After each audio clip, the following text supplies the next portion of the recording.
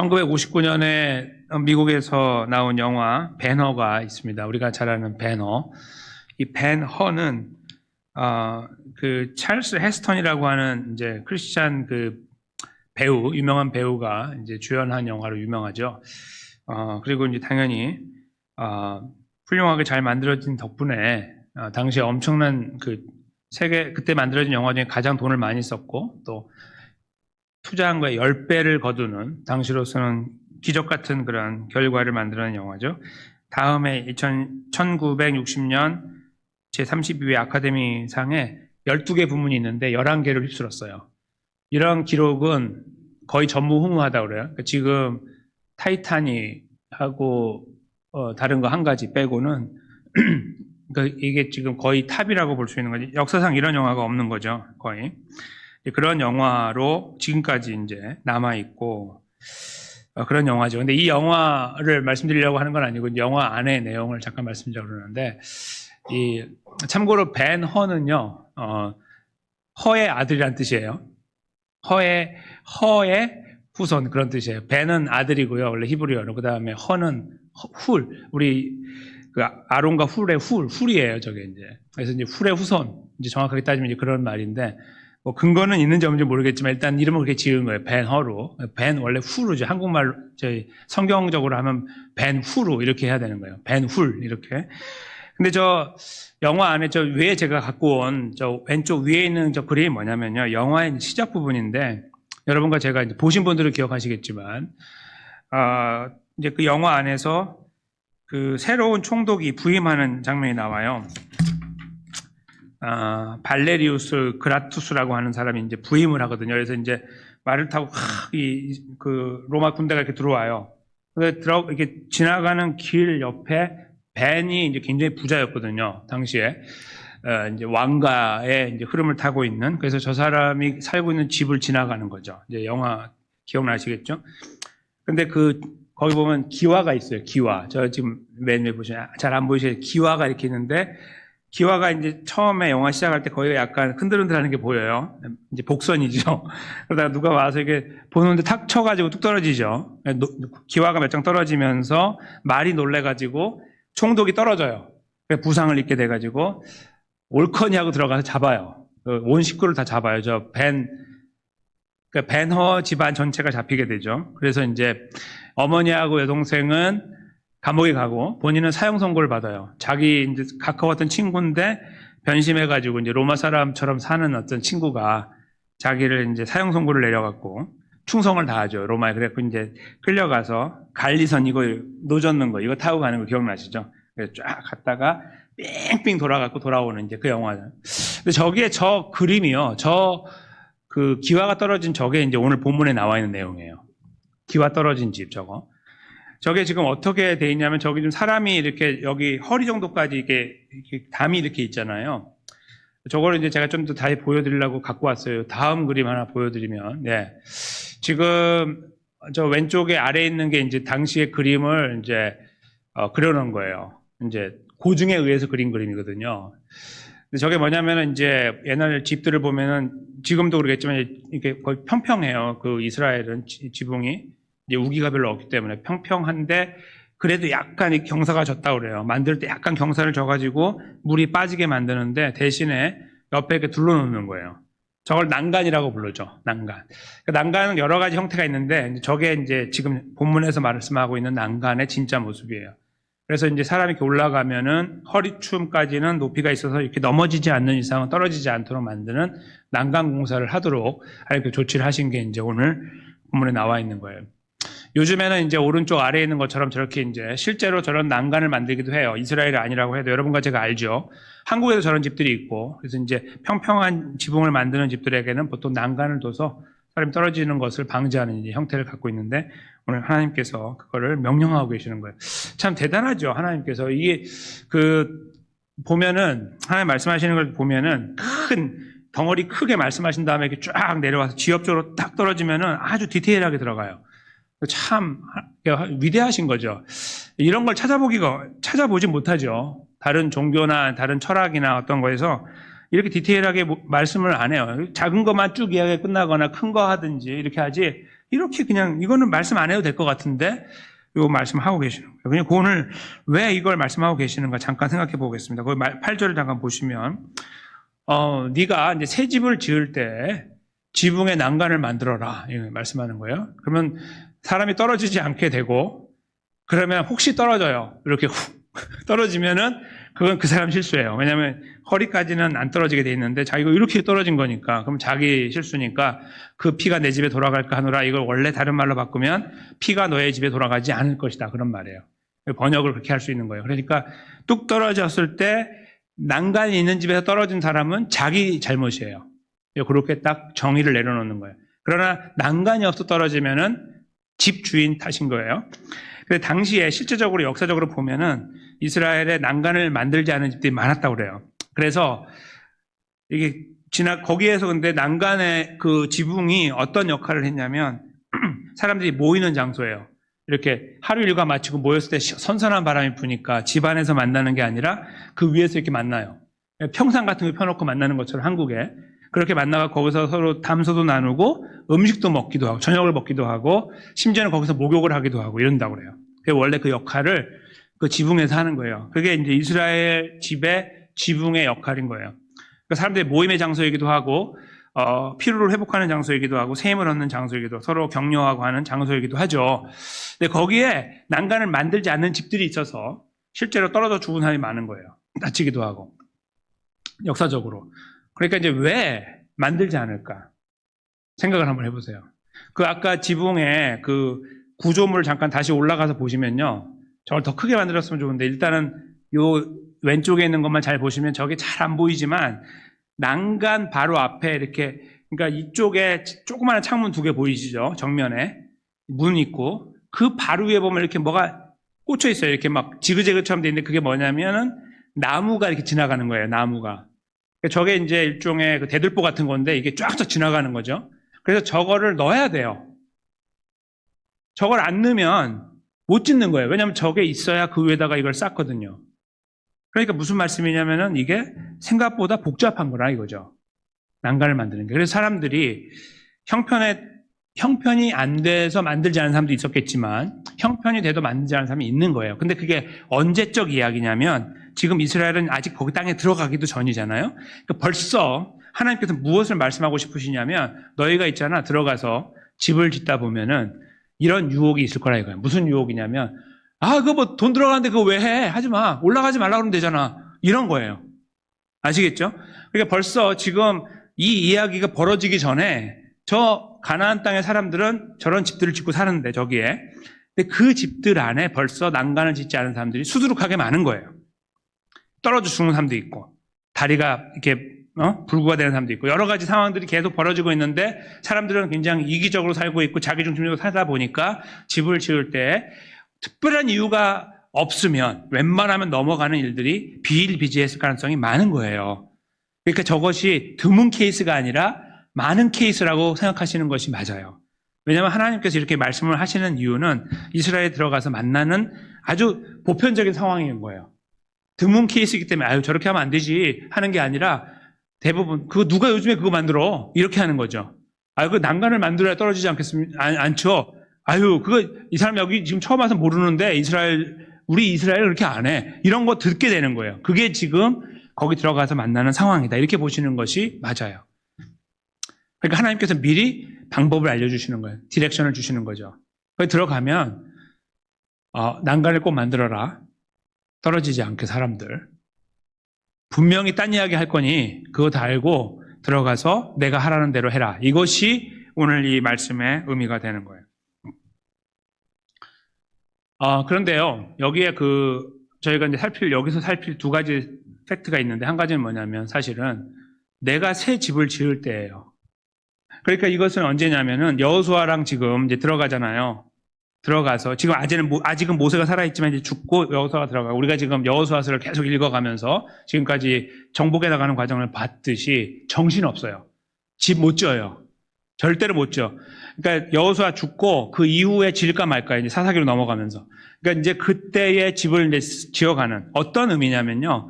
정복이 끝나고 평화가 온 거예요. 이제는 좀 열매가 맺혀서 풍요로워지고 뭔가 좀 이제 배가 부르고 이런 상황. 아시겠죠? 그러니까 저거는 언제냐면 아직 한참 뒤에요. 한참 뒤 이루어질 건데 분명히 저 태평성대 같은 시간을 하나님 주실 거라 이거죠. 그때가 되면 그런 말입니다. 저게. 내가 새 집을 지을 때. 그러니까 아무 때나가 아니라 들어가자마자도 아니고 정신 없을 때도 아니라 이제 좀 등 따시고 배부를 때 그런 말이에요. 좀 정신 차리고 아우 이제는 이제 우리 후손들을 생각할 때가 됐지. 집도 짓고 성도 짓고 이럴 때가 되는 거예요. 그때가 어느 때냐면 지금 하나님의 은혜가 풍족한 때예요. 뭔가 생각에 여유가 생길 때 그때. 근데 그때 무슨 이야기가 들어오냐면 아유 요즘에 누가 그렇게 지어? 집. 옛날 이야기야. 나 언제 말씀하신 거야 그거 도대체? 한 30년 됐는데요. 아유 이 사람 지금 정신 못 차리네. 지금 시대가 바뀌었어. 지금 어느 때인데. 요즘 그렇게 안 지어. 올라가지 말라고 거기다 붙여놓으면 돼. 나봐 우리 집도 다 이래. 이런 이야기를 듣는 상황이 동시에 펼쳐지는 거죠. 거기에서 하나님께서 미리 주신 말씀 기억해야 되는 거예요. 난간 만들어라. 떨어지지 않게 사람들. 이거예요. 그래서 사람들이 이거에 대해서 분명히 고민을 했을 가능성이 많고요. 이거에 대한 비용적인 부담을 갖고 있었을 거예요. 들어가서. 이거 많이 넣어야 되는데, 석가래 같은 거 넣어야 되고, 이거 되게 복잡하니까 그러지 말고, 그냥 평범하게 하나만 해. 계단 만들지 말고 차라리, 이렇게 그냥 대충 넘어가면서 가는 상황들, 그 상황 속에 그들이 처했을 가능성이 많이 있다는 거예요. 그래서, 비용적이면 시간적이면 모두 따져봤을 때 계산이 안 서는 명령일 수 있는 거예요. 난간 만드는 게. 저의 생각과 다르게. 그리고 누구 좋게 하는 거예요? 사람들을 떨어지지 않게. 올라가지 말라고 하면 되지. 다른 사람들 생각할 때 그 가능한 이야기예요. 근데 지금 하나님께서 말씀하신 두 번째 저희가 생각해야 되는 포인트가 뭐냐면 그 피가 내 집에 들어갈까 하노라.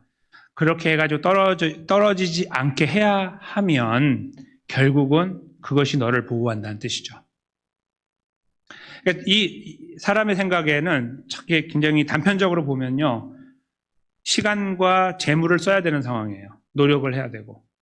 누구 좋자고? 딴 사람들. 거기 올라간 사람들. 놀러 왔다 떨어졌어. 이렇게 되는 거잖아요. 여기 와가지고 왜 우리 집에 와가지고 이렇게 하다가 그런 상황들이 이제 여기 생각이 되는 거죠. 근데 하나님께서 이것을 만들어 놓으셔서 일단은 법을 딱 정하시기를 그 집에 가서 그 난간 있는지 봐 먼저. 이거죠. 난간 있습니다. 그럼 그 사람 잘못이야. 이렇게 정리가 되는 거예요. 이유가 필요 없어요. 그냥 난간이 너무 낮아갖고 필요 없어요. 요만큼 원래 다 정해진 이 있단 말이에요. 사이즈가. 거기 딱 맞으면은 자기가 술에 취해 떨어졌건 발을 헛디뎌 떨어졌건 자기 잘못인 거예요. 그걸 정해 놓으면서 하나님께서 뭘 하시냐면 이걸 만드는 사람을 보호하는 거예요. 그러니까 이것은 잘 생각해 보시면요. 두 가지를 보호하는 거예요. 그 집에 놀러 온 사람을 보호하고요. 그리고 그 집 주인을 보호하는 거죠. 결국 저 난간을 통해서 하나님께서는 이스라엘의 평화를 유지하고 모든 관계에서 그 평화로운 관계가 유지될 수 있도록 하신 거예요. 서로 책임을 전가하지 않도록 하기 위한 수단으로 난간을 만드신 거죠. 만들게 하신 거예요. 그래서 오늘 본문에서 저희가 헤아려봐야 되는 부분이 됩니다. 제가 제목을 나를 위한 난간이라고 삼은 이유도 거기에 있는 거죠.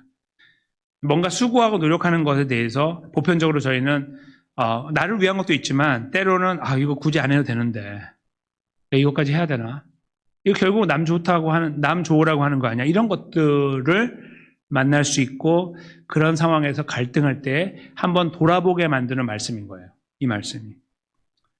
과연 그것은 남만 위한 것인가? 남 좋으라고 다 하고 나는 다 희생하고 끝나는 것인가라고 생각하게 되는 어떤 문제를 만났을 때 이 말씀을 떠올려 보게 되는 거예요. 하나님은 거기서 말씀하신 명령은 뭐냐면 그것이 손해로 다가온다 할지라도 하라는 거예요. 그렇죠? 여기 본문은. 그러나 잘 생각해 보면 맨 뒤에 가서 보니까 그것이 너를 보호한다는 거죠. 어떤 상황으로부터. 두 가지 보호의 목적을 가지고 하나님 주셨다는 것을 기억하면서 저희는 어떤 그런 우리가 굳이 안 해도 되는 것처럼 여겨지는 어떤 책임의 문제에 대한 것을 짊어지고 가야 되는 것을 확인하게 되는 거예요. 그것은 관계 안에서 이루어지죠. 삶의 관계 안에서. 그러니까 그 관계는 굉장히 평범한 관계일 수 있고 매우 자연스럽고 격식 없는 관계일 수 있어요. 그 지붕에 올라가서 편안하게 모이는 거니까. 그렇죠? 그런 관계들. 그냥 누구나 웰컴하고 편안하게 할 수 있는 상황 속에서 이루어질 수 있는 거예요. 가정이죠. 가장 먼저. 가족. 부모와 자녀의 관계가 항상 이 말씀 속에 떠올라야 되고요. 거기에서 서로 어떻게 생각하고 살아가는가, 이 부분에 대한 거죠. 상대방을 얼만큼 생각하고 위하고 있는가에 대한 문제도 거기서 나오죠. 그 다음에 조금 더 확장하면 이웃과 관계로 연결됩니다. 이웃이라 하면 일하는 일터까지 다 포함되겠죠. 그리고 실제로는 그 확장의 끝자락이라고 할 수 있고 어쩌면 처음이라고 할 수 있는 것이 교회입니다. 하나님 백성들, 그렇죠? 이스라엘이라고 하면 이스라엘이라는 공동체 안에서, 하나님 백성이라는 공동체 안에서 이 말씀을 계속 지켜나가야 되는 이유가 거기 있는 것이죠. 그렇게 하나님께서는 이 말씀을 이렇게 주시고 확장해 나가고 계시는 것이 분명하죠. 사실은 이스라엘 백성들이 그 땅에 들어가 살면서 난가이라는 거 사실은 이분들은 지난 40년 동안은 몰라요. 난가이 뭔지. 왜냐하면 텐트 생활했으니까. 지금 광야에 태어나는 당시 한 21살 정도까지, 왜냐하면은 19살 이상은 지금 살아있으니까 그 나이 빼고 그때 태어난 사람들 40살 정도 되겠죠. 제일 많으면 태어난 사람이 40살, 조금 적으면 한 20살 뭐 이렇게 거기 태어난 사람들 쭉 따져보면 그럴 거 아니에요. 그렇게 모여있는 사람들, 적어도 한 50, 60 정도 되는 어라운드 그 아래 조그만 사람들은 잘 모를 수 있어요. 나이가 어렸기 때문에, 아니면 태어났기 때문에 광야에서. 그러나 저희가 아시다시피 이들은 애굽에서 나왔습니다. 애굽은 당대 최고의 문화를 자랑하는 곳이었습니다. 가장 강력한 나라 중에 하나였고, 그리고 저희가 아는 것처럼 피라미드를 지은 나라예요. 시기적으로 이게 어떻게 일치되는지 정확하게 이제 고증이 필요하긴 하지만 약간 연결됐다고 보는 분들도 있어요. 그래서 이제 지역은 좀 달라요.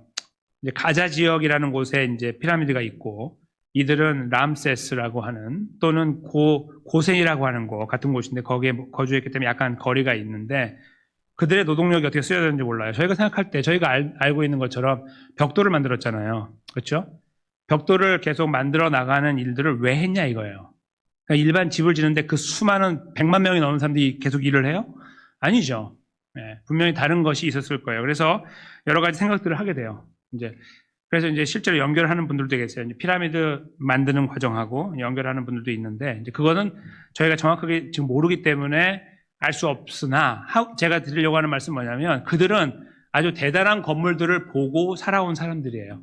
가자 지역에 살지 않아도, 그 큰 거를 짓지 않았다 해도 그들의 건축술이 뛰어났기 때문에 있는 곳에 이미 큰 건물들이 많았다는 거예요. 벽돌로 지어진 엄청난 것들이.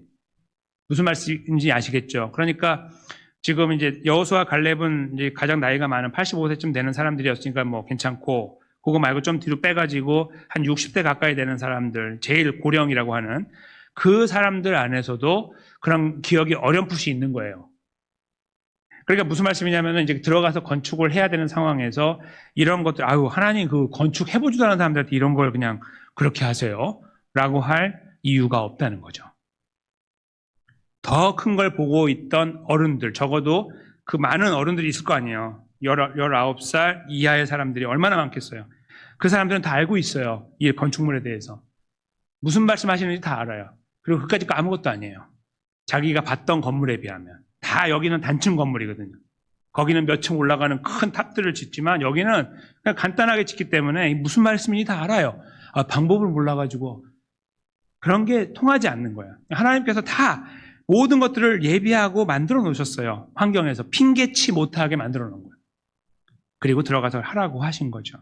그들은 그냥 들어가서 하면 돼요. 몰라요, 뭐 이렇게 필요 없고 다 만들어 놓은 거에다가 무엇을 하냐면 여건까지 다 주는 거예요. 여건 뭐냐면 평화롭게 태평성대를 주고 등 따시고 배부르게 하는 거예요. 그런 다음에 너희가 받은 것처럼 은혜를 베풀어라, 자비를 베풀어라, 옆 사람들을 케어하고 보호하고 살펴라. 손해를 본다 할지라도 이렇게 말씀하고 계시는 거죠. 그래서 오늘 본문에서 저희가 종합적으로 이렇게 이해하게 되는 전체 내용이 되는 거예요. 하나님께서 이렇게 말씀하신 내용에 이스라엘이 어떻게 반응했는지 몰라요, 잘. 왜냐하면 그 다음에 이런 이야기가 없기 때문에. 그러나 저희가 보편적으로 알고 있는 것처럼 이스라엘 백성들이 하나님 말씀에 대해 전반적으로 거부하고 살았다는 것으로 생각한다면 저희가 계속 그걸 되뇌어보고 있듯이 그들은 제대로 이렇게 하지 않았을 가능성이 농후해요. 굉장히 농후하다 이렇게 보면 되죠. 그러니까 처음부터 그렇게 했는지 는 모르지만 거의 이렇게 하지 않았을 거예요. 물론 이제 한 사람도 있었겠지만, 왜냐하면 저기 그 배너, 영화에서 보면 당시 상황을 그렇게 묘사했으니까요. 누군가는 그렇게 했을 가능성이 있겠죠. 아니면 부유한 자들만 했을지 모르지만 일단은 저것에 대한 얼마나 그 말씀에 순종하고 살아가는지는 몰라요. 그러나 한 가지 분명한 것, 성경을 통해서 우리는 이것을 알고 있어요. 여호와 하나님께서 이스라엘 백성들에게 난간이 되어주셨어요.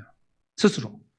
그러니까 그들에게 난간을 지으라고 하셨잖아요. 그래서 그걸 보호 장막으로 만들라고 명령하신 하나님께서 그들이 그걸 짓건 안 짓건 그들에게 항상 울타리가 되어주신 거예요. 울타리, 난간. 그들이 떨어지지 않도록, 망하지 않도록, 심지어는 그들이 범죄하고 떠나서 하나님의 백성의 길을 벗어나 있는 동안에도, 심지어 하나님께서 그들을 벌을 내리는 순간에도 여전히 하나님께서 항상 최후의 버팀목이 되어주셨어요. 그것이 이스라엘 역사의 흐름 속에 담겨 있는 거예요. 심지어는 남쪽 유다가 망할 때 70년이 지나면 돌아오게 하겠다는 약속대로 바벨론에 살게 했지만 결국은 거기에서 어떤 부류의 사람들, 일련의 무리를 이끌고 오셔서 다시 이스라엘을 재건하시는 일을 하셨죠. 그런 이야기가 어떻게 가능합니까? 이 머릿속에 가능하다고 생각하세요? 불가능한 일이에요. 당시에 역사를 주무르지 않으면 불가능해요. 어떻게 정확하게 70년 지나서 사람을 돌아오게 합니까? 70년이면 왕이 몇 번 바뀔 것이고 기록도 바뀔 것이고 다 깨져 버리고 다 없어져 버리는데 야, 그 70년 기억하고 있지 그거 해. 누가 그걸 해줘요? 하나님 그렇게 하셨죠. 기가 막힌 거예요. 하나님께서 이스라엘 역사에 보여주신 것은 나는 여전히 너희들의 난간이다. 내가 너를 보호하고 있다. 너의 생명을 내가 보존하고 있다라고 말씀해 오셨던 거예요. 그거에 여러 가지 성경의 기록 중에 저희는 시편 4편 8절을 한번 읽어보려고 그래요. 바로 이거죠. 오늘의 환경을 주신 거고 여기 본문의 환경을 주신 거고 앞으로 인도해 나가시는 하나님이심을 선포하고 계시는 겁니다. 드러내고 있는 것입니다. 함께 읽겠습니다. 내가 평안히 눕고 자기도 하리니 나를 안전히 살게 하시는 이는 오직 여호와이시니이다. 아멘. 네, 시편 4편 8절 말씀이죠. 하나님께서는 여기서 선포하시고 이렇게 고백하게 만드신 것처럼 이스라엘 역사 안에 계속해서 버팀목이 되어 오셨고 난간이 되어 오셨어요. 그들이 그걸 지키건 안 지키건 이게 다 너를 위한 거야 라고 말씀하셔서 그걸 이해하고 하건 그렇지 않건 항상 그렇게 버팀목으로 난간으로 존재해 오시다가 급기야 2000년 전에 예수님을 이 땅에 보내주셨습니다. 예수님의 십자가는 나무로 만들어졌죠. 난간은 나무는 아니지만 이렇게 막아주는, 이렇게 뛰어가서 딱 부딪혔을 때 우리를 막아주는 거예요. 십자가가 우리에게 보여주신 역사는 무엇이죠? 여기서 지금 시편 4편 8편에서 말씀하시는 바로 이 그림을 완성해 주신 거예요. 나를 안전하게 살게 하시는 그분, 울타리가 되어주시고 난간이 되어주셨던 여호와 하나님의 이 아름다운 역사들을 완성짓는, 마무리 짓는 자리가 십자가였죠. 어떻게 해요? 여기서는 어쩌면 오늘 본문에서는 이 땅에 살아가는 동안의 삶의 문제, 떨어지면 죽으니까, 다치니까 이 문제에 대한 걸 지금 딜하는 것처럼 보이지만 역사 안에서는 하나님은 그들 전체를 품어주시고 계속 붙잡고 오셨죠. 결국 예수님의 십자가는 이 땅에서의 생명의 문제가 아니라 먹고 사는 문제, 잘 살고 잘 먹고 이 문제가 아니라 영혼의 문제를 해결하기 오셨고 결국 진정한 버팀목으로, 진정한 난간으로 역할을 이루기 위해 십자가에 돌아가신 거예요. 십자가 사건을 통해 저희는 더 이상 난간의 문제가 없습니다. 더 이상 난간 짓고 만지고 이런 문제가 필요 없어요. 이제 완성됐기 때문에. 완성된 난간, 바로 십자가가 우리에게 주어져 있기 때문이에요. 그것이 우리를 영원히 붙잡고 우리를 인도하고 계시니까요. 여러분의 삶과 제 삶이 오늘 본문의 말씀을 힘입어 저렇게 살아야지. 나도 저렇게 하나님 주신 은혜를 힘입어 내가 은혜를 베풀며 살아야 되는데 자비를 베풀고 품어주고 또 내 걸 손해보더라도 저 사람을 위한 걸 할지라도 해야 되는데 그런 우리가 의식을 다시 회복하고 그 자리에 서 있건 그 노력을 하건 하지 않건 아니면 서 있다가 무너지건 어떠한 경우에 있다 할지라도 우리는 여전히 안전하다는 것이죠. 우리의 구원자 예수 그리스도께서 십자가에 돌아가시고 3일 만에 부활하셔서 우리를 위한 구원을 완성하셨기 때문입니다. 저희는 그래서 다시 이렇게 말씀을 이렇게 보고 있다가 이쪽에서 다시 보는 거예요. 십자가 쪽에서 다시 한번 보게 되는 거죠. 이 말씀을. 새로운 것이 보여요. 이것은 우리에게 주어진 의무, 또 어떤 관습, 반드시 지켜야 되는, 안 지키면 큰일 나는 문제가 더 이상 아니에요. 필요 없는 거예요. 우리는 그런 두려움도 걱정도 필요 없어요. 그러나 우리가 이것을 볼 때 마음이 편하지가 않아요. 그렇죠? 그냥 이건 스킵해도 되겠구나. 더 이상. 왜냐하면 뭐 예수님이 다 이루셨는데 이렇게 보기보다 새롭게 보이죠. 예수님께서 나를 위해 걸어가신 걸음이 다시 보여질 때 우리를 위한 생명의 난간으로서 십자가가 역할을 하셨다는 것을 다시 느끼고 경험할 때 우리는 이 말씀을 진지하게 받아들이게 되는 것입니다. 지켜야 되고 안 지키면 큰일 나기 때문이 아니라 이 말씀이 다시 다가오는 거예요. 예수님께서 우리를 위해 걸어가신 걸음이 보이는 거죠. 왜 이 말씀 하셨는지를 느끼게 만드는 거예요. 결국은 그 집에 온 사람도 보호하고 우리도 보호한다는 이 말씀을 그 이해를 가지고 다시 들여다볼 때 예수님의 십자가 그것을 우리에게 이루어 주셨죠. 아까 제가 관계 안에 말씀드린 것처럼 과정이 보이고 주변이 보인다고 했던 것과 일치되는 거예요. 특별히 우리 그리스도인들 안에서 우리가 서로 살아갈 때, 서로 위로하고 격려하고 살아갈 때 어떤 분들은 많은 손해를 보고 살아가는 분들이 계십니다. 난간을 만드는 것처럼 계속해서 뭔가를 이루어가지만 반대급부로 받는 것들이 적어지고 돌아오는 거 없는 그런 자리에 묵묵히 서 계시는 정말 귀한 분들이 계세요. 어떤 분들은 그거를 받지 못해서 안달하는, 왜 나에게는 그런 게 없느냐고 생각하는 분들도 계시겠지만 말이죠. 반대로 정반대 자리에 서 있는 분이 계시죠. 물론 어떤 분들은 그걸 아예 무시하고 가시는 분도 계시죠. 고민도조차 하지 않고. 그러나 저희는 이 말씀의 끝자락에서 예수님 십자가를 바라본 이후에 새로운 생각을 하게 되는 거예요. 그런 계산을 하고 있는 우리들의 머리를 다시 이렇게 브레인 워시하는 것처럼 확 씻어버리게 돼요. 십자가로. 그리고 그것이 아니지라고 알게 되는 겁니다. 우리가 왜 저런 생각을 해야 되는지가 새롭게 보이는 거예요. 그리고 주님을 바라보게 되는 거죠. 여기서의 계산이 중요한 게 아니고 내가 받고 있는 반대급부가 중요한 게 아니에요. 그냥 하는 거예요. 저렇게 하라고 하시니까. 저렇게 하고 싶은 마음이 생기는 거예요. 예수님 때문에. 우리가 그 자리에 있기 때문에. 그렇지 않으신가요? 저와 여러분이 다시 한번 생각하고 생명에 대한 생각을 하고 은혜를 나누어야 된다는 생각하는 그 자리. 본문에서는 단순한 육신의 죽음의 문제에 대한 것을 방지하기 위한 차원이었지만 우리가 우리의 언행심사를 통해서 그리스도의 향기를 나타낼 수 있다면 우리는 새로운 종류의 생명의 이야기를 하는 겁니다. 바로 영원한 생명이죠. 우리가 품고 있는 영원한 생명의 근원 되신 예수 그리스도가 여러분과 저의 언행심사를 통해 나눠질 수 있다면 바로 그것은 상대방을 품어주는 진정한 난간이 될 거예요. 그렇죠? 그리스도 안에 품어주는 난간이고 그리스도를 소개하는 난간. 저희는 이제는 새로운 시각에서 그러한 그림의 난간을 가지고 주님의 도우심과 인도하심을 의지하면서 포기하지 않고 그 자리에 설 수 있도록 해 주십시오라는 소망을 가지고 예수님의 이름을 힘입어 이 삶의 이 방향을 추구해 나가는 은혜를 누리게 될 거라고 생각합니다. 저와 여러분이 예수님을 붙잡고 의지하고 걸어갈 때 말이죠. 우리의 노력과 행위가 아니라 예수님께서 다 이루신 그 자리에서 이루신 난간을 붙잡고 그 십자가를 붙잡고 그것을 나누어 나가고 보여주는 그 삶을 통해서 말입니다. 저는 저와 여러분께서 또 3일간의 걸음을 걸어가는 이 큰 부담을 어깨에 가지고 있지만 그럴 때마다 예수님을 기억하면 좋겠습니다. 모든 걸 주신 예수님, 우리가 붙잡을 수 있는 난간 되신 예수님 붙잡고 그 길을 다시 한번 새롭게 힘있게 걸어나가는 은혜가, 그래서 그 안에서 주시는 위로와 격려가, 소망이 여러분과 저의 삶에 또 한 번 가득한 3일간의 걸음이 되기를 예수님의 귀하신 이름으로 간절히 축원합니다.